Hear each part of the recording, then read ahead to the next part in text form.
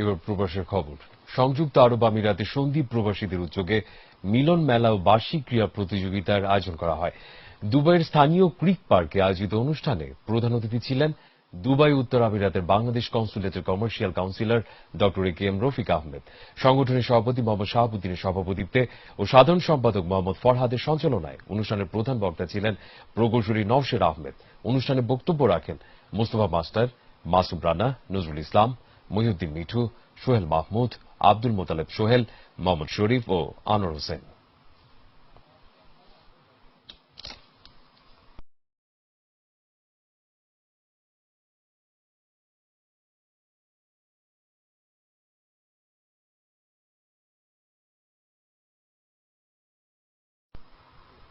জানাবো আন্তর্জাতিক প্রসঙ্গ।